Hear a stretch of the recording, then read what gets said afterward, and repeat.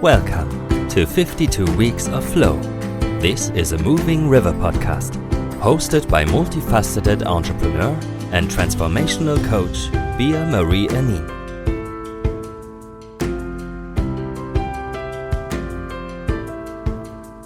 In this podcast, we want to help you discover the concept of flow and show you ways to get into flow and how you can keep your life flowy. Hello, hello, hello, and welcome to 52 Weeks of Flow, where we talk about all aspects of flow in our lives, how to create it, how to maintain it, and how to access it whenever we want. If you like to support the show and learn more about what we do at Moving River, you can check out our website www.movingriver.com or check out www.superwoman.coach for our Superwoman training and circle. You can also find us on Instagram at moving_river, or you can find us here, right now. How convenient, right? I'm your host, Bea-Marie, and today I have a very, very special treat for you. My guest today started out as a highly stressed and overworked New Yorker originally pursuing a career in fashion. After years of overworking her body and mind, she decided to feed her soul with the world of food. Moving from New York City to Austin for a restaurant consulting position, she soon met her soulmate, aka now husband, who shed some light on the choices she made with her fork and the responsibility she has to be as an influencer in the kitchen.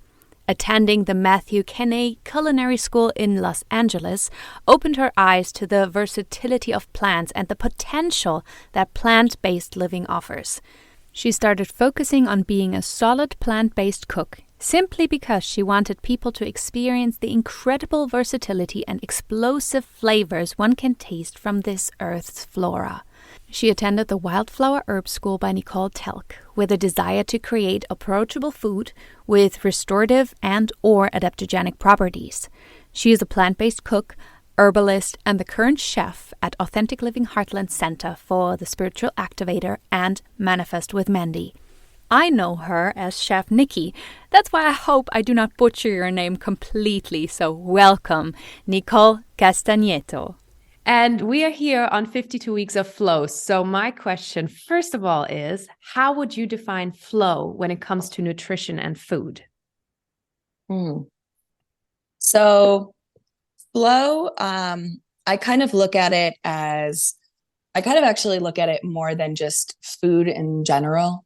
When I look at food, I'm looking at flow as in how your body is actually, essentially how your body is aligned at the moment, how your nervous system is acting, how your digestive system, because food, if anything, can actually be really limiting depending on where you're at, as far as I like to say basically where your nervous system state is at that current point. So I could say flow is a style of food. Flow, if I'm going to say food, anything to do with flow, it's going to be flow of the seasons. So really paying attention to the seasons, paying attention to what's going on in our body during different seasons. Right now, we're kind of going through spring, or I live in Colorado, so clearly it's confused because it just snowed yesterday and it's May. But technically, we're supposed to be in the time of spring, which would be like kind of like a different cycle, right? So a lot of green things are popping up, right? Think of green as like bitter. So it's a season of bitter. It's a season of pungency to kind of stimulate. You've been kind of in hibernation mode, essentially, or holding on to things when we're in winter state. So that spring energy is just a different shift or a different flow of the seasons. So you're dealing with different things kind of coming up. And I do think Mother Nature kind of allows plants and herbal medicine as well as food to kind of flourish in the times that we need it. So prime example, you tend to have, spring kind of tends to have a lot more mucus in the chest cavity. You can kind of get a little bit more nasally, get a little bit more of that drip, that allergen effect. So people really kind of get attacked by the allergies of the season. Yeah. And a lot of those early blooming plants. So you get a lot of nettles right now, which are great for helping and alleviating issues with seasonal allergens. You're going to get mullein that's just kind of starting to come up, which I love, which is a fantastic respiratory herb that really helps to kind of open up the respiratory system. So, you can get, we have like right now in our garden, I have a bunch of peppermint kind of flourishing, which is really diffusive, and it gets things moving, things that think of like diffusive action of stuff going in and just breaking things up. Foods, you're getting a lot of bitter greens and baby bitter greens, some dandelion greens coming up, really those flushing herbs, those herbs that are going to move stagnation. So when I think of flow, I really, with food, I'm thinking, one, how the body is currently to be able to receive the food, right? So what is its current state, and how is that energetically flowing, as well as a seasonal perspective. Wonderful.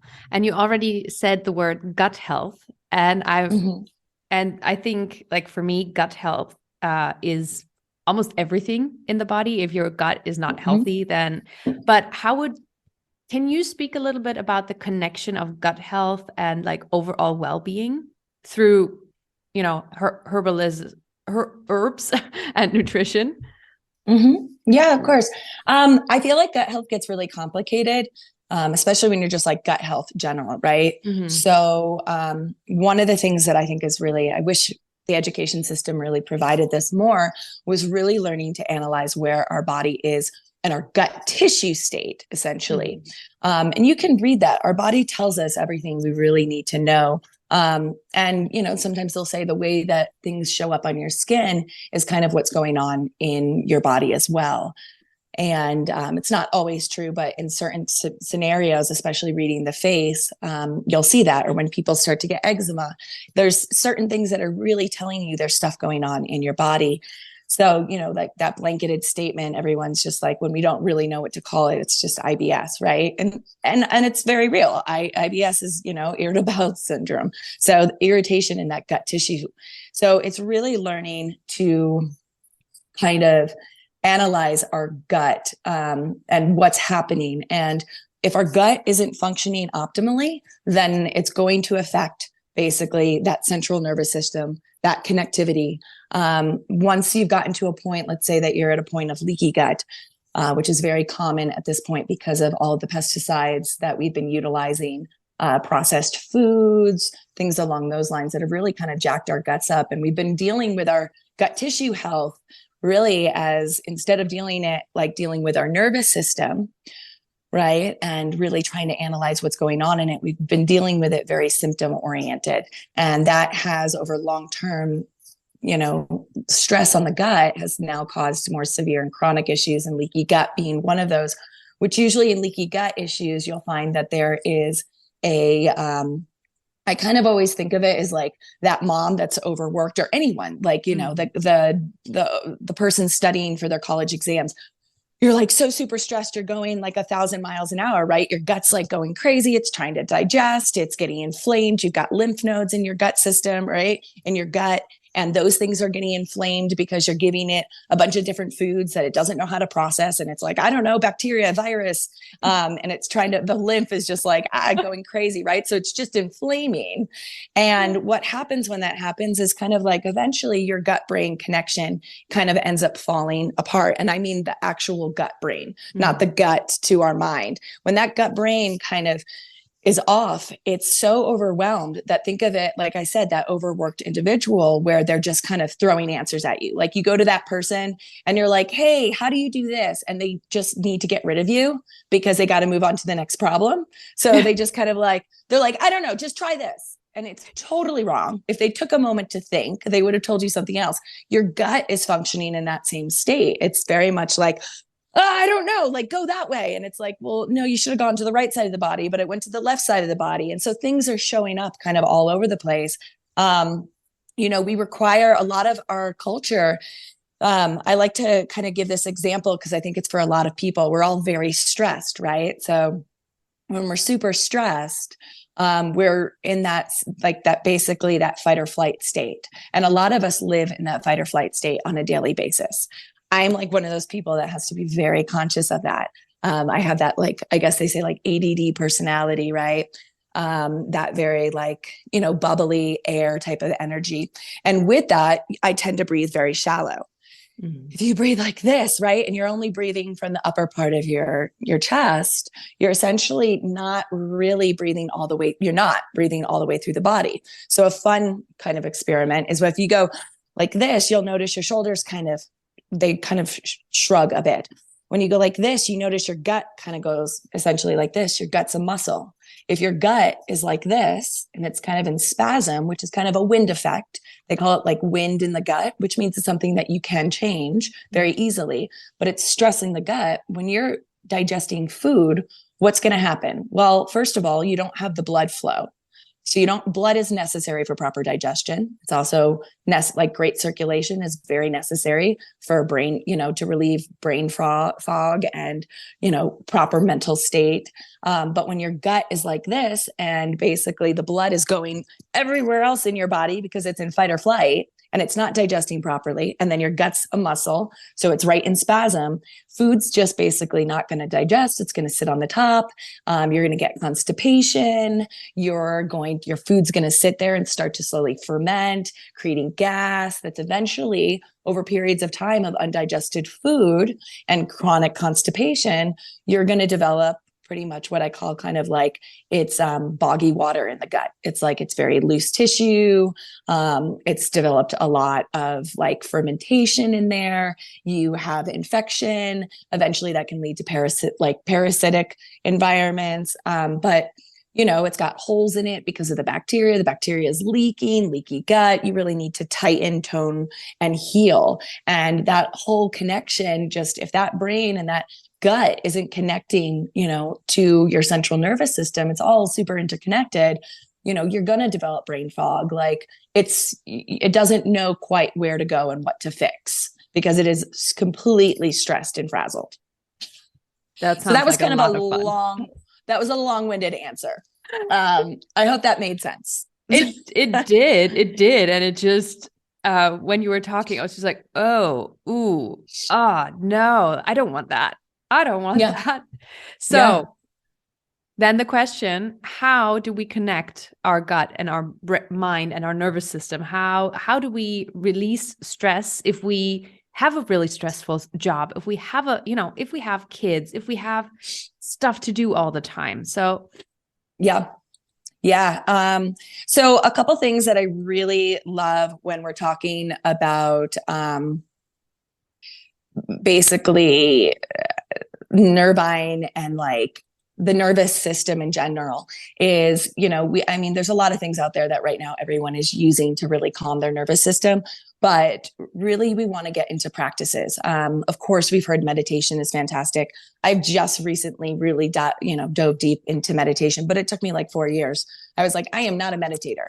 So it's not just meditation. It's not just doing yoga. Right. It's finding what it is for you that can connect you. And I really you have to try different things. If you kind of have a little bit more of a scattered mind, how can you connect? Tea ceremony. Tea ceremony is one of my absolute favorites. You should look into it. There's a company called Living Tea. They used to own a tea house called Mountain Gate, and it's amazing. I know like most areas have maybe a tea ceremony location, but I'm just going to go based off of a company that I know that does beautiful ones. And it's a mindful type of meditation. So you're sitting and you're burning an incense, and I do it, you could do it for an hour and a half. When I do it for myself, when I was really trying to get into a calming practice, I wake up in the morning and I go and do my tea ceremony. I use a really high quality tea. I'm not going to get into a whole storyline about tea and the history of tea. You can look that up. But for me, it was, heating the water and putting it in the pot and doing it in a circle and, really waiting on the moment to breathe through it and celebrating the plant and then pouring it and then sipping it. And the whole practice is it's just a beautiful ritual, but it's so, especially for those that are like maybe a little bit more ADD, type personality, or maybe you've got long-term stress. So you have that real oxidated stress. You have that really long-term, like I've been stressed for 30 years. I can't just sit. It's almost dangerous where my mind goes. So things that are very movement oriented. So those, it's beautiful right now. We're in spring, getting that sun, on your skin, on your face, that morning light, really that very important. So you can do things like a walking meditation. I find those super helpful. It breaks it up so it doesn't feel just like you're sitting in one place, you're kind of doing. So if you kind of have that nervousness, you'll see people when they have so much stress in their body, they almost kind of start to like involuntarily shake. That's just long-term stress in the body, and sitting for a meditation isn't usually as practical. I really like morning check-ins. You can do that with journaling, waking up, taking 3 big deep breaths and being like, I'm not going to get out of bed until I have something positive to say. You don't even have to say something positive about yourself. It can essentially just be like, I love my family. I love my daughter. Whatever it is, just something to be grateful for. It looks sunny outside, whatever that is, because it's just that morning is so essential, I believe, in really dictating the rest of the day and how your day is going to go. I don't know if you've ever noticed, but when you like wake up and you're frantic, like how many times have you done that? And the rest of your day just kind of goes like that, so it's really important. I believe, breath work, taking a moment to really connect to your breath. I know you probably talk a lot about that, and there's different types of healing breath. I'm not a breath work specialist, but I do a lot of breath work with others, and just the way that it really calms the nervous system. Breath is so vital and so important, right? So when we're breathing and we're slow and we're calm, we're in what we call the state of rest and digest. Right. But if you're in fight or flight, you're not in rest or digest. Your blood's going everywhere else and it's ready to like push a car and save a life. It's not like ready to eat. That's why sometimes when people are running, they'll be like, oh my gosh, I can run like 30 miles. You'll see athletes, I can run like long distance. And people that do ultras, they don't really get hungry. They usually do the gels or liquids and things. They're not really hungry. I mean, my husband will do like 110-mile marathons or ultras, and he's not really eating very much. He's getting nutrients like soups and stuff like that. But your body is in fight or flight, it's in this like energized state. It's in survival mode as a whole. But then when he's done and like, he's collapsed, he's like super hungry, everything just kicks in because it's rest and digest state. Your body's like, okay, it's time. So really kind of connecting to that, breath is really going to help to make sure that you're in rest and digest so that you are not causing just chronic inflammation and, your food sitting there fermenting and causing other issues. Herbal baths are a really big one. I love, if you're someone that enjoys a bath, turn it into an herbal bath. I say what you do on the outside, you can do on the inside. And, really Epsom salt in a bath is really what is the most restorative part of the bath. So I always say it's about 2 cups of Epsom salt. And then I'll brew like a really big pot of kind of an herbal blend. And then that blend, I'll steep it for about 20 minutes, make myself a little cup, go and sit in the bathtub and really just kind of reconnect to myself. And it's amazing how much just taking that 10, 20 minutes in the bath can just allow you to sleep and rest better. Do you also pour, sorry that I'm interrupting, but no. By the way, interrupt at any point. So you I can get real excited. You drink from the brew, but you also pour the brew into the bathtub? I do. So, I mean, do you want me to show you? You've used the Hug in a Cup, correct? Oh, I love the Hug in a Cup.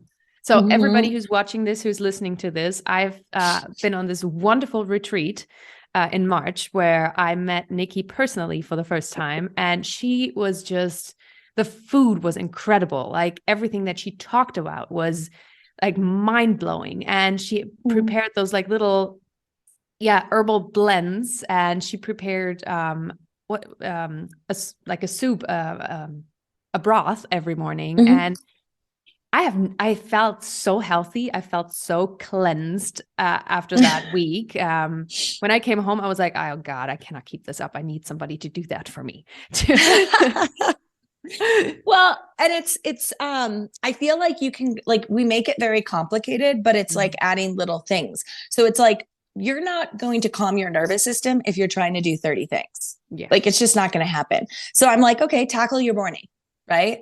Then tackle maybe your afternoon or your evening, and then, go into other parts. But when you're like, I mean, I really sympathize when people are like, okay, I'm going to make myself healthy and I'm going to start doing this and I'm going to start doing that. And I'm like, so you got like 10 new things that you're doing.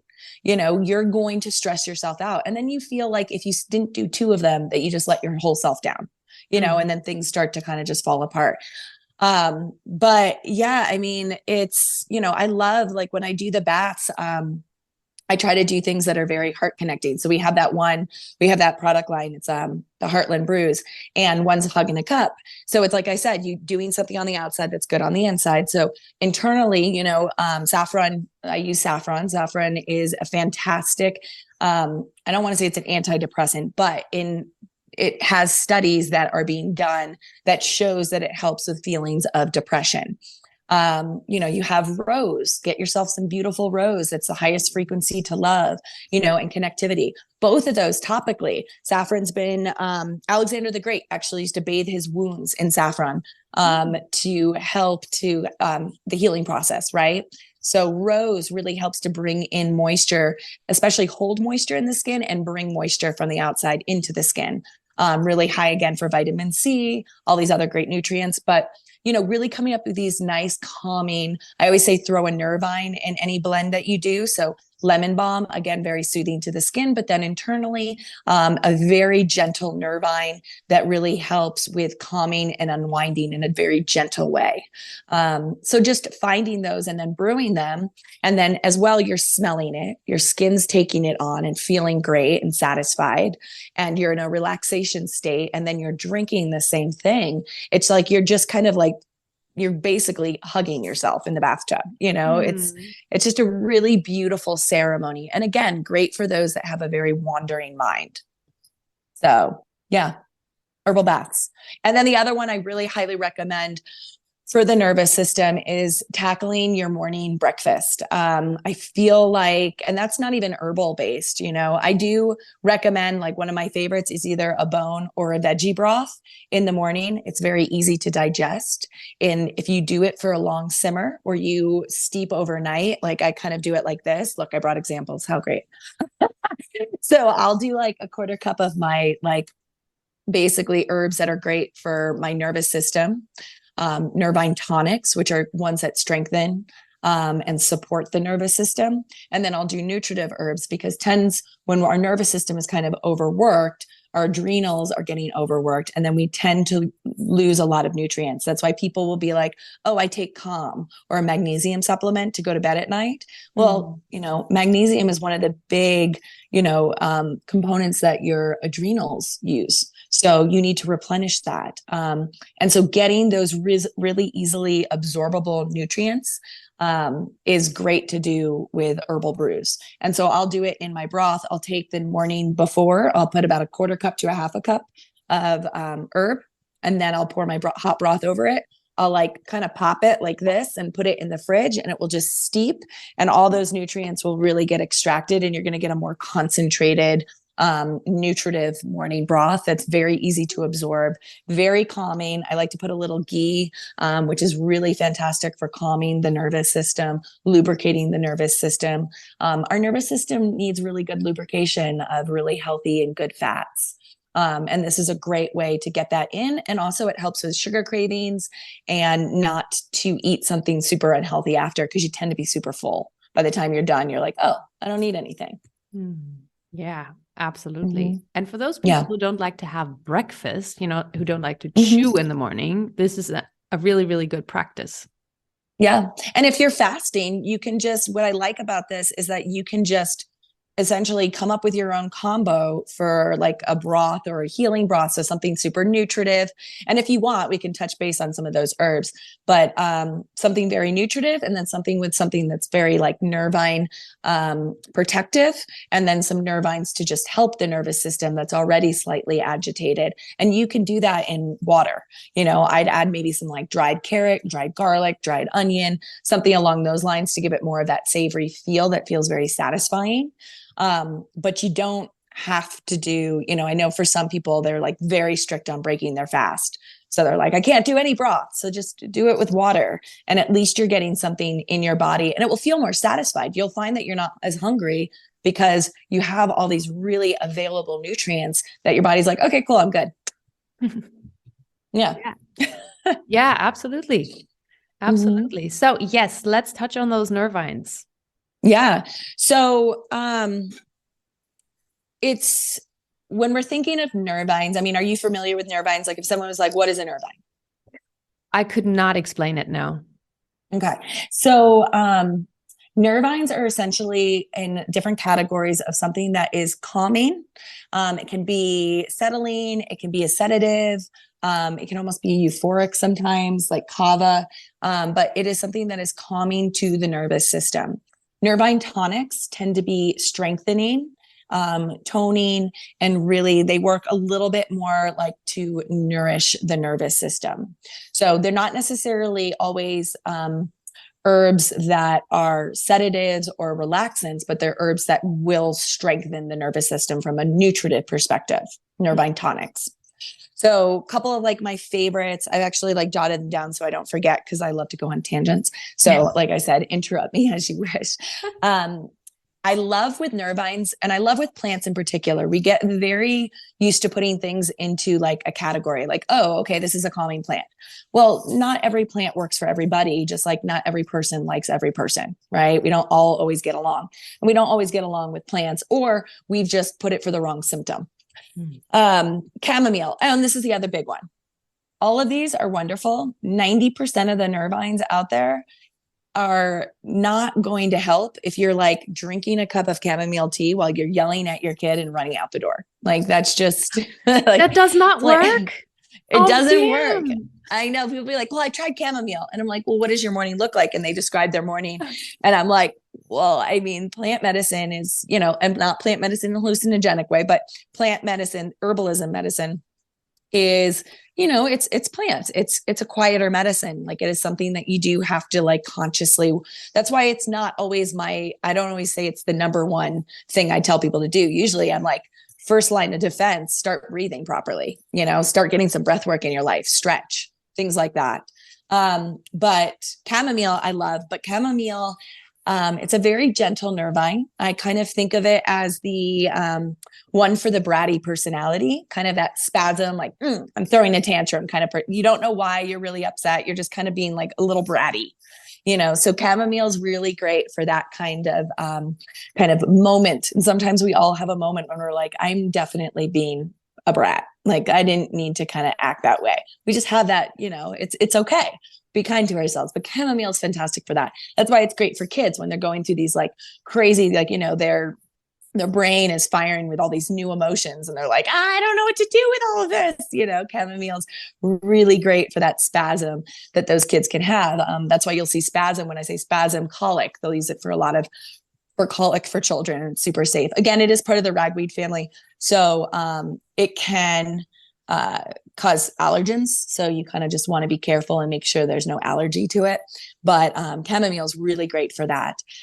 Kava is a little stronger. I would say that it's a little bit more like a relaxant. It is a social plant. I don't know if you've ever heard that, like kava ceremonies before.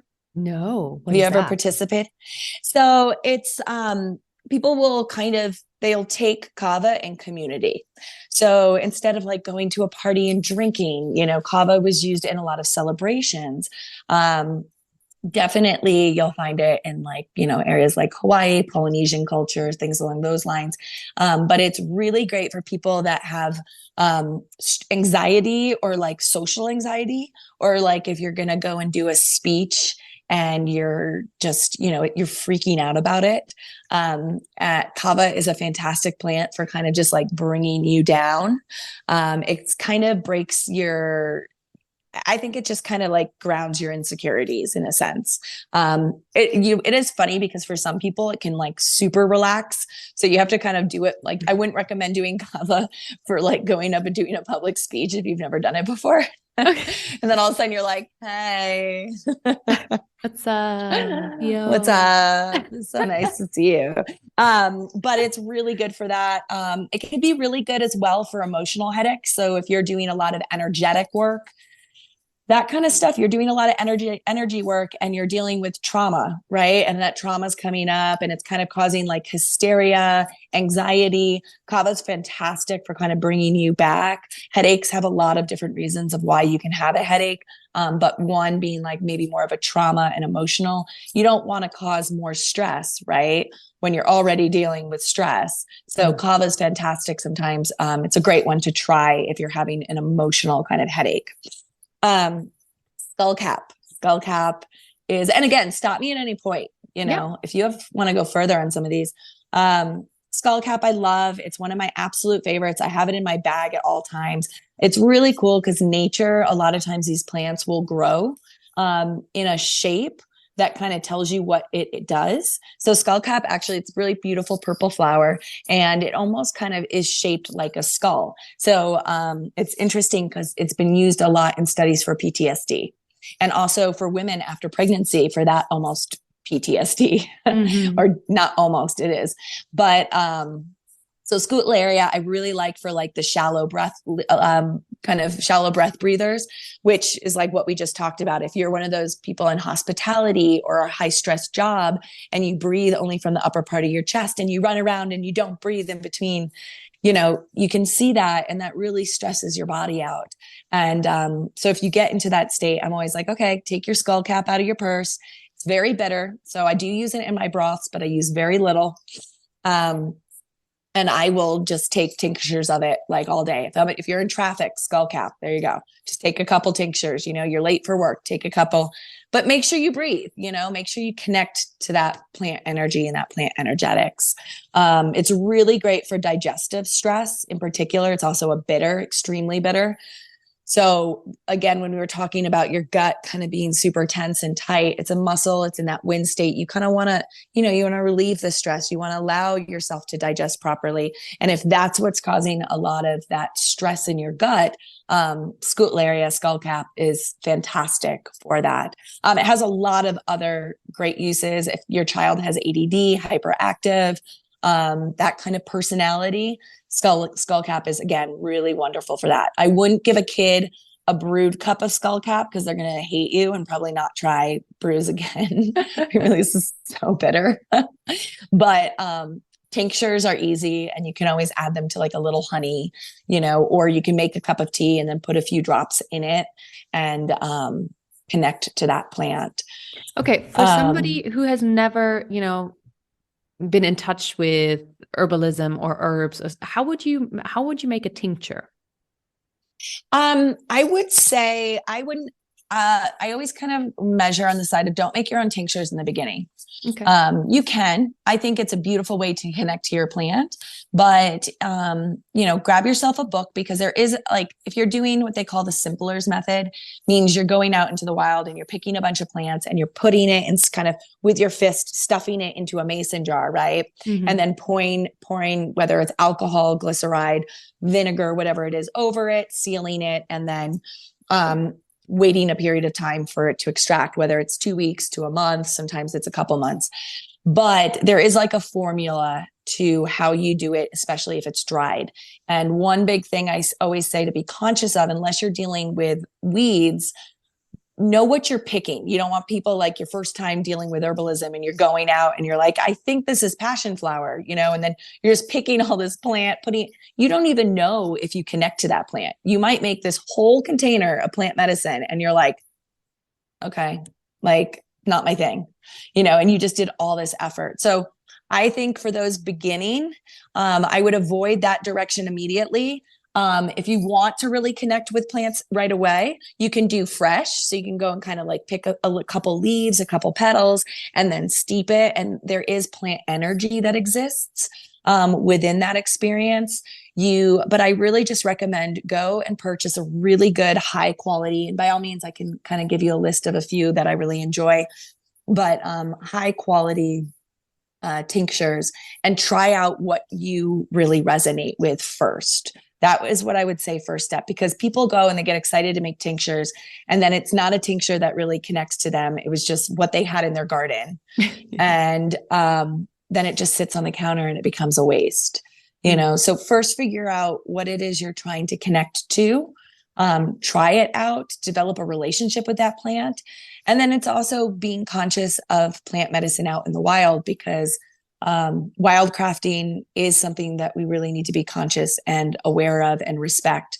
If you go to pick some plants like California poppies, or you're going to go pick some skullcap, scutellaria. I used to forage that in Austin, Texas. But if there's a little plot that's only about this big, you don't want to just take all of that. Right. Mm-hmm. So you wait and you go and see if there's another plot. So there's a relationship you first need to build. And I would say level one, if you really are interested in that, grab yourself a book. I think Rosemary Gladstar is fantastic for beginner herbalism, really giving you an idea and a very nutritive and safe relationship on how to make some of these fun tinctures, or like herbal bites, things that you can make at home, but really try to connect with plants first and figure out specifically what you want.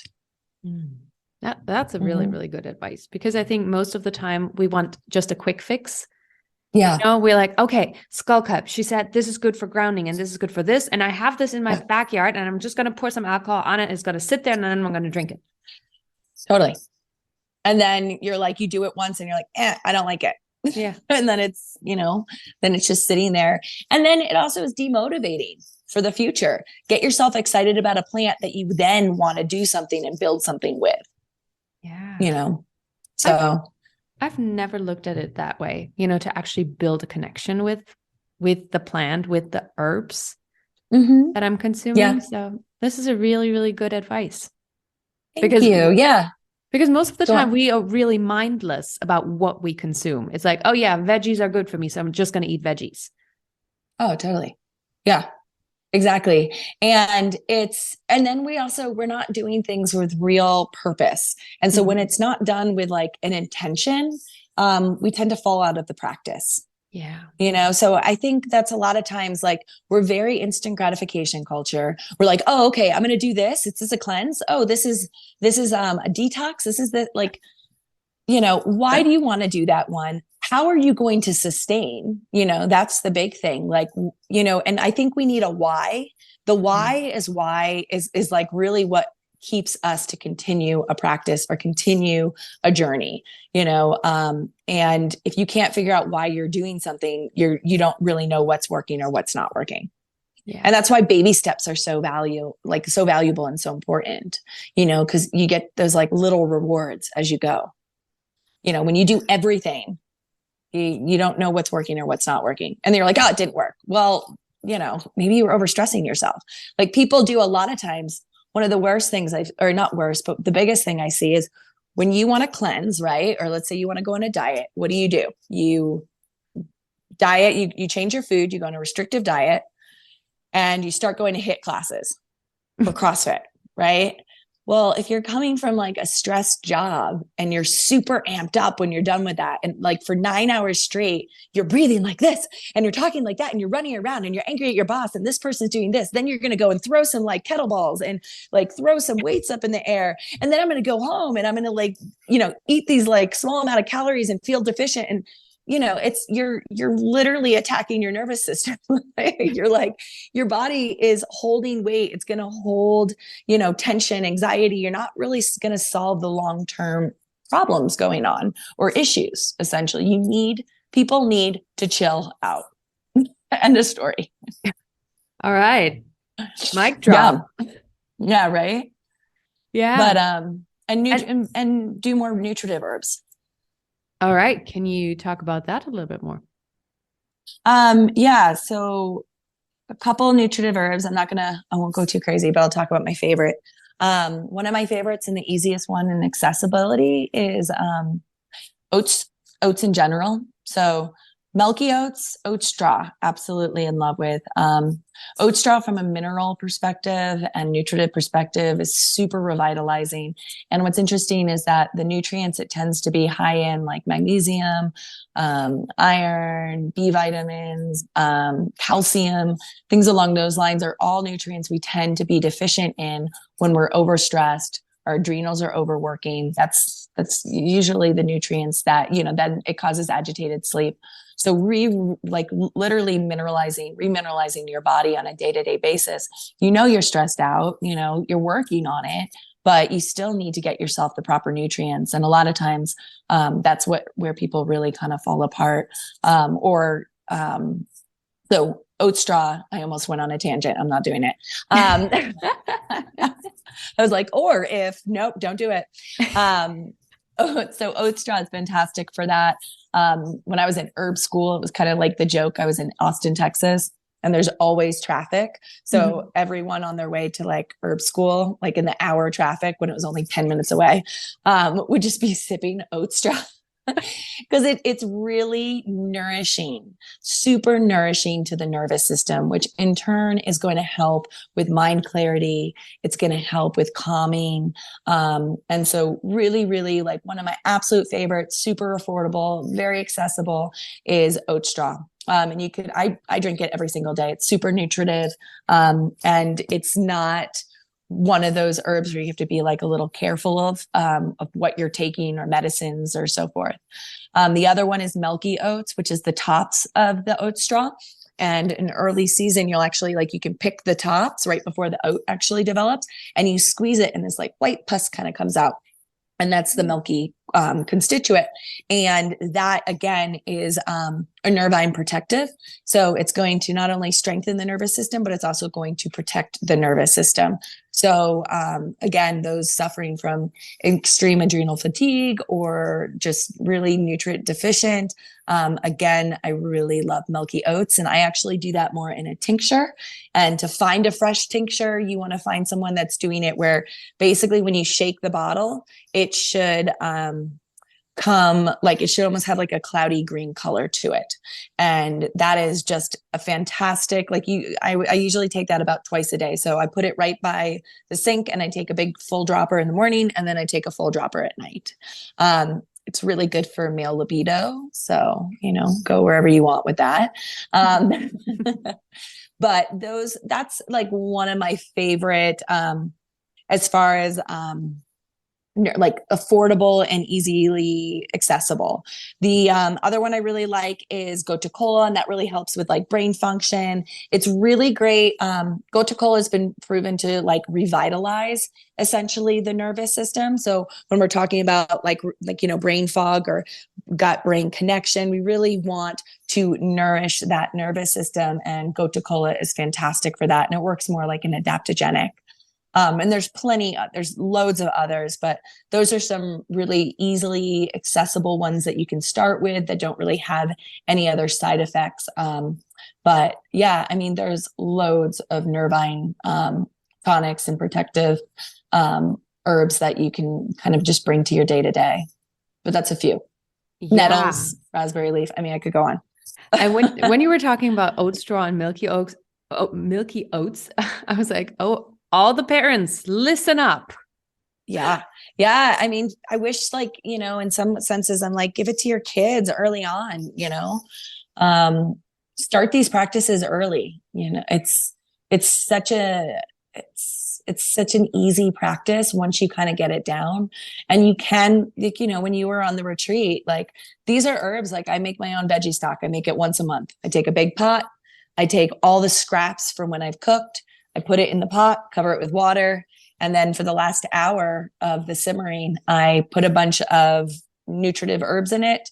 And then I literally just freeze it into these like little quart containers, and I'll have like 30 of them. And, that's what I put in my soup. So then you're getting these herbs like within your kids' diets. You're going to cook some rice, cook it with these herbs. Put some of these remineralizing herbs into that. So there's ways to do it, or make little sachets. And if you're going to cook a stew for 3 hours, throw some of those healing herbs in there, throw some chaga powder. That's great for helping with oxidative stress and long-term stress on the body. Yeah. Yes. Beautiful. Oh my God. There's so much food for thought right now. For me, I'm like, did I do sometimes I'm like, okay, I went too far. No, not at all. But this is like a whole new world, Mm-hmm. because we're so used to hustling. We're so used to just doing, and then finding a quick fix that will, when we're exhausted, will put us back on track. And we all know that, a quick fix doesn't last, that it doesn't help, and Correct. that it just fights the symptoms for a little bit. Yeah. But actually then we're so stressed out and we're so out of time that we don't spend the time really connecting to what's actually nourishing and what's actually fueling us. Correct.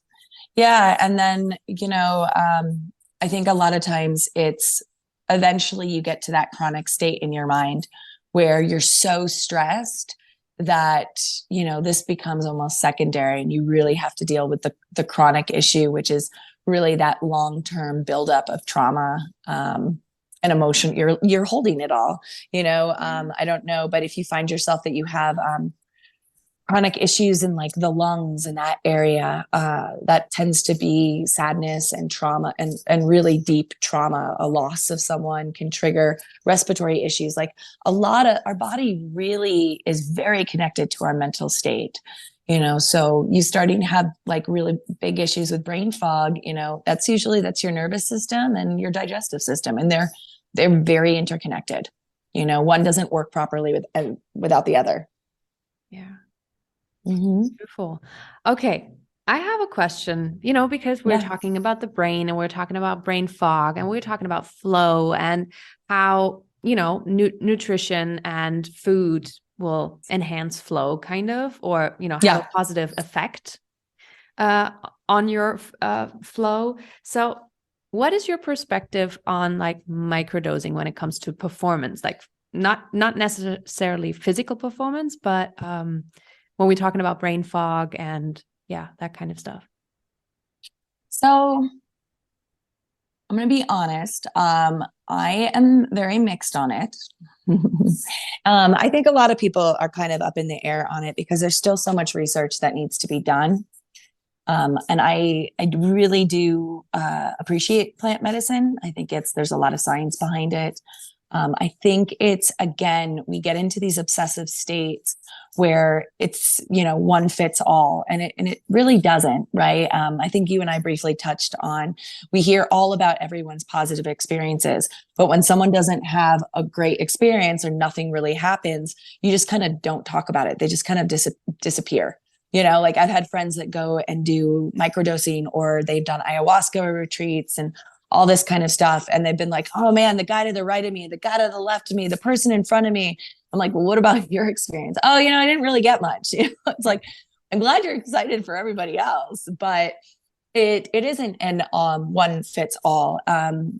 So with microdosing, I mean, mushrooms in general are more gender neutral, but they tend to take on more of a feminine, all-encompassing energy. So in a microdose perspective, it's a little different. But what I think we're really talking about is that it's not it's not physically changing you from a cellular perspective, except from a mental to physical state. Mm-hmm. So it's not like it's physically like you're just sitting there and you don't have to do anything and like your body just transforms, It's more that it's the mental side that's actually transforming and creating these results. I think that people are experiencing. I don't think there's enough science right now behind whether or not it's changing it from like a cellular perspective with long-term use.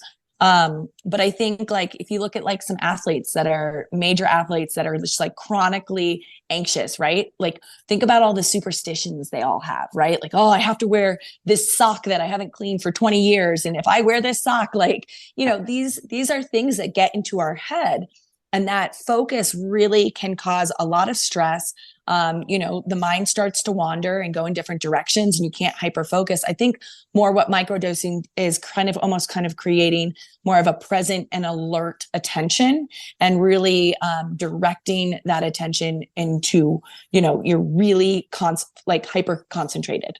Mm-hmm. And that's really more of what it's doing in the microdosing for when you're doing it for athletic reasons. I think they've seen, first of all, it's banned. Most of these, like LSD and all that kind of stuff, has been banned from sports. But, I was looking into it a while ago, or a little bit ago, and athletes used to use it like in the Olympics to stimulate themselves. I think it got banned in like the 60s. But basically it's a stimulant, and it was it just kind of created alertness.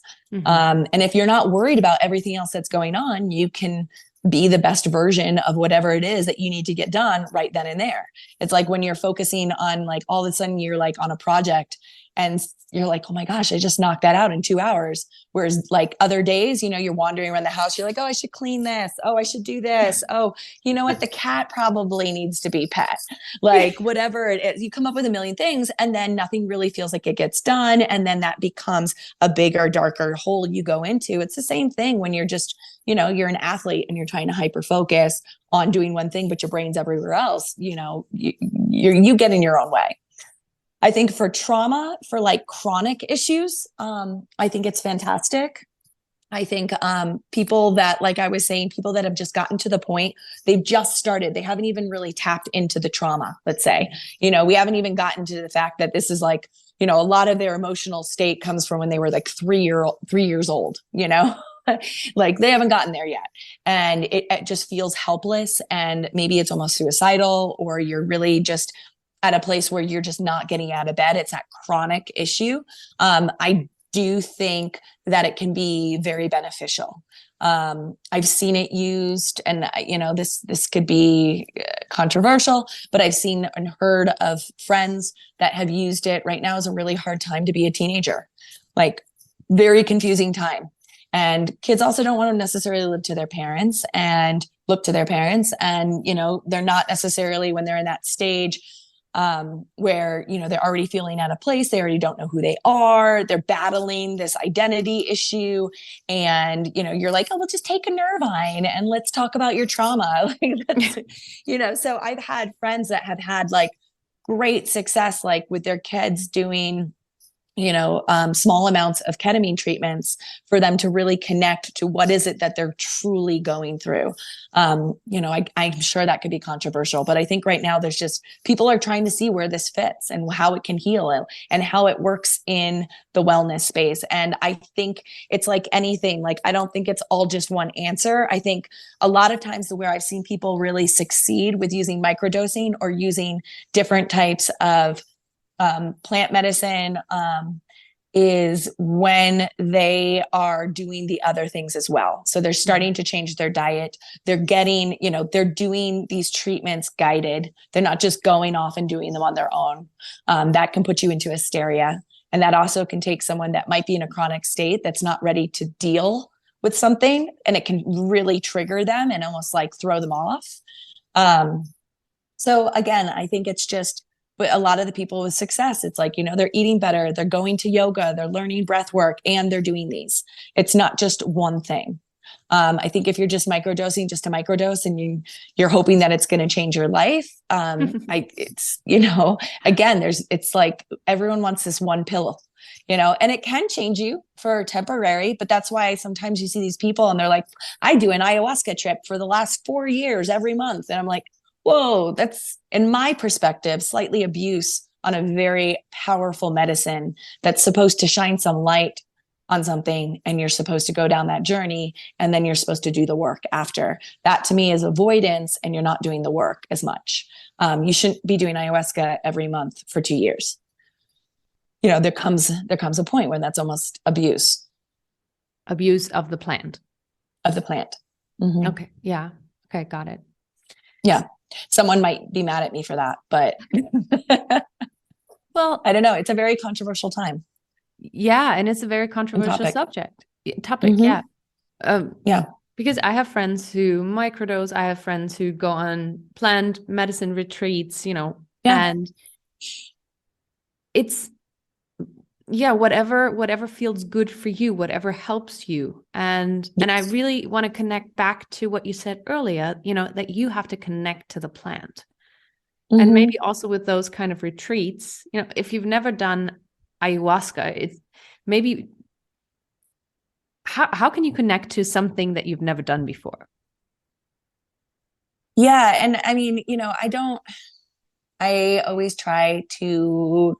I work more with people on how to deal with the nervous system and mental, like stress and so forth, through a different type of plant medicine mm-hmm. and dealing with the trauma. But as far as like, I feel like, because it's not like you can necessarily like just get the plant. I do think you can energetically, connect to. I'm like trying to figure out, hold on, I'm trying to wrap my head around this one.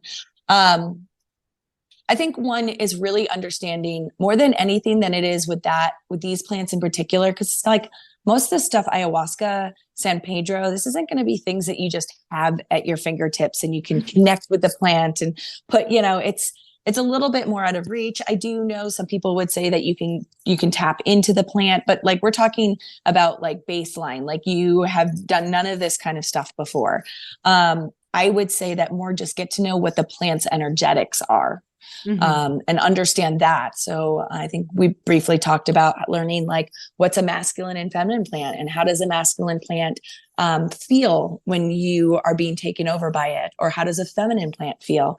I know when people are super stressed and gone crazy and kind of maybe like especially more obsessive compulsive, maybe you don't like to spiral, you need to feel like you're in control of whatever journey you're going on. Something that's a feminine plant like ayahuasca can be a little too much, and it sometimes isn't the right plant medicine for you. I kind of think of it as the mother. So it's very all-encompassing. She takes over. You are literally the passenger on this ride, and you are just going to sit there like in your body, mm-hmm. and she is going to do all the work. Mm-hmm. Mushrooms can kind of be like that. When you do a certain quantity, they're very all-encompassing, which can actually make people go kind of crazy. San Pedro is more of a masculine plant. So they say that it's like more of like a guide on your shoulder, taking you on a journey. So someone that might be a little bit more obsessive or just like kind of over, like really, really scared. It could be its own energy that you're like, I just kind of want to participate, but like, I don't need you to just like hide me from this. I want to be involved. And so I think that's the biggest thing, is not just being like, I want to do ayahuasca because it's a sacred medicine.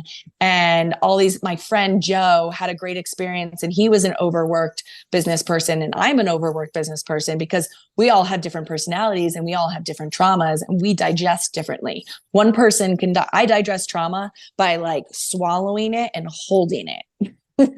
Someone else is like, those fire personalities you see where they just like kind of look red in the face and they kind of blow up at you. Like that's, we all handle it differently. So you can't assume that every plant is going to be for you. Like I was saying, learning plant personalities, I think should be your first journey.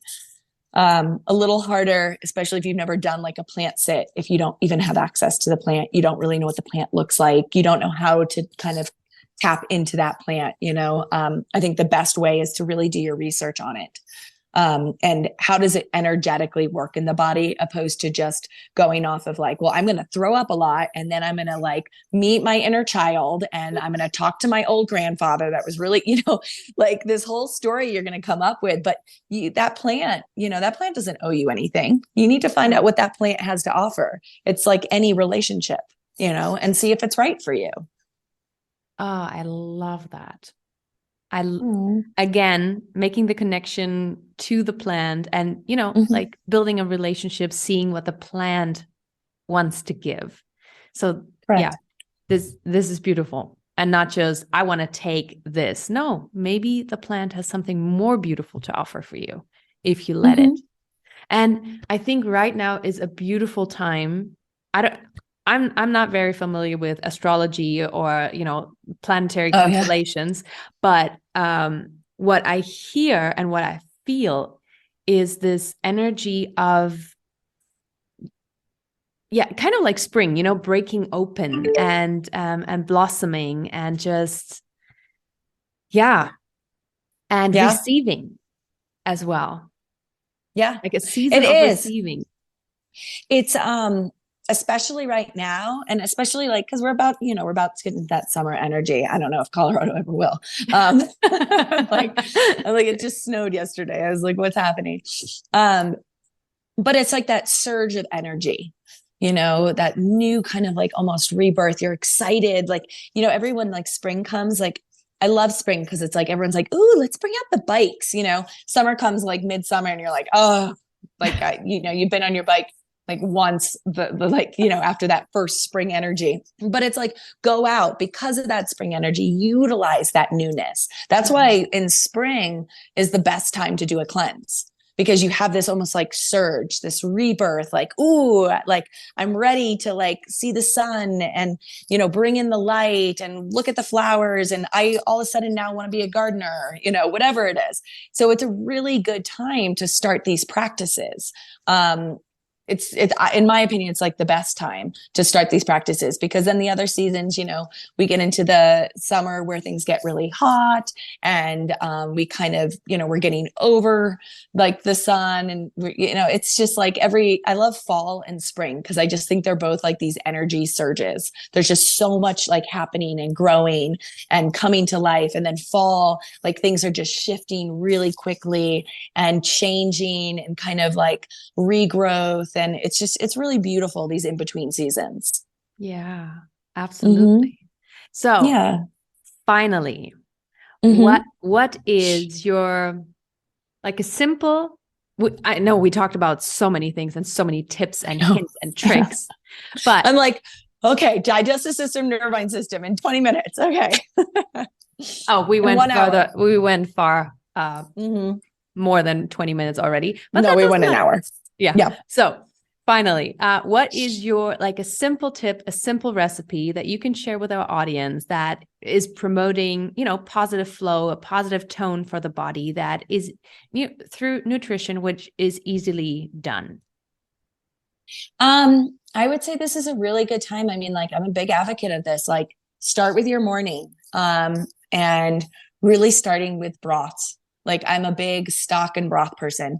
And I think it's a great way to get your nutrients. I think it's a really simple practice, so it shouldn't take a lot of time. It doesn't take a lot of time to put together a blend, which I'll give you kind of like, I'll rattle off a nice little blend. But, put together a blend and put a quarter cup, put some hot liquid in it and put it in your fridge, so I could tell you a million recipes. I can tell you, if you're a smoothie person, maybe then you're going to take this blend instead. You don't need to add the carrot and the garlic and the onion. Keep those out. Do the same thing. Brew this into some hot water, steep it overnight in the fridge, and then put it in your smoothie. That way you're kind of adding, like, take a practice that you're already doing or something that's easy to replace and put your herbs there. If I'm doing stuff like chaga, and someone's a big coffee drinker, I will get Dandy Blend, which is really great with helping with liver health. Yeah, it's amazing. And especially in the spring, right? Like draining out that excess fluid, really great for boosting the digestive system. So I'll actually, if I know I can get someone to do Dandy Blend, which for those that don't know, almost has like a coffee chocolate flavor to it. It's so good. I take like a huge tablespoon and then I like steam some milk, like vegan milk, like almond milk, and then whisk it in. And then if I really want some coffee, or if you're trying to get off coffee, do less coffee, do like half a cup of the coffee that you normally would. And that's a good way to start weaning it off. But I'll put some herbs in there. So I'll get some like chaga powder, I'll get some maybe reishi or lion's mane to help with the brain nervous system, or central nervous system. And that's a great way to kind of add. I know you said one, but I feel like you have to kind of figure out what your practice is. If you're a big oatmeal drinker, do a savory oatmeal, make this broth, and then strain this into your oatmeal in the morning. And there you go. It's just finding a way to incorporate first thing in the morning. I think that's where most people have control. And I would say like a really good baseline blend for those really struggling with adrenal fatigue, maybe like some gut stagnation, or, bloating and things like that. I guess one that I would say for this nutritive perspective would be a blend of raspberry leaf, nettles, oat straw, lemon balm. You could do oat straw and milky oats, or just oat straw or just milky oats, either one. Lemon balm, and then gotu kola. And to me, and then fennel for the digestive system. But to me, that's like a really nice kind of digestive blend. I'd put dandelion root in it as well if you're having some stagnation or issues with your liver, bogged down liver.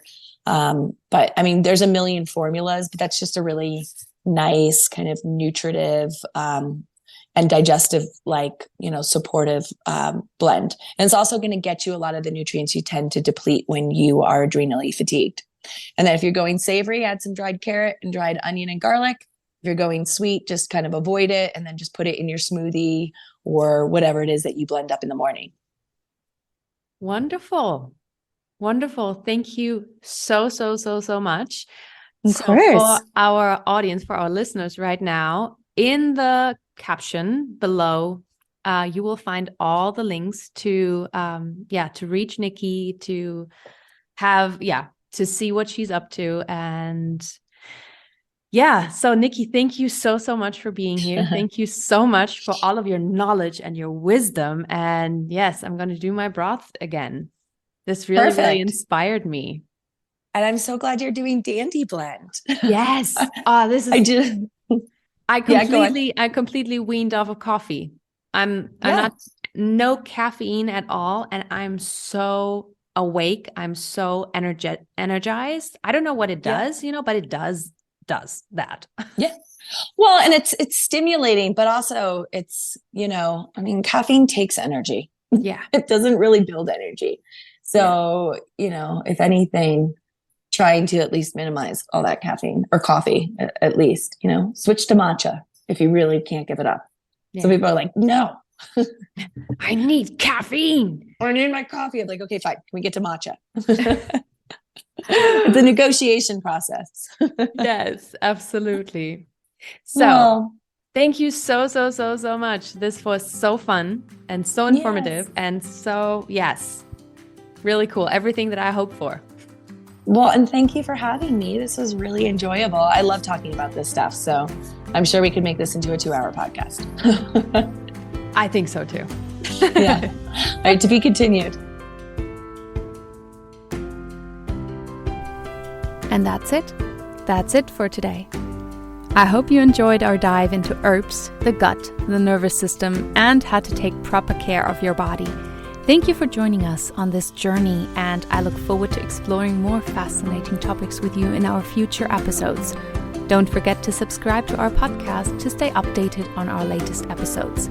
If you have any questions or suggestions, please feel free to reach out, either through Instagram at moving_river or via email bea@superwoman.coach. If you like what you heard, then come back next week and subscribe or write us a cool review. I'm grateful for you. Until next time, keep exploring, keep learning, keep growing, and keep flowing.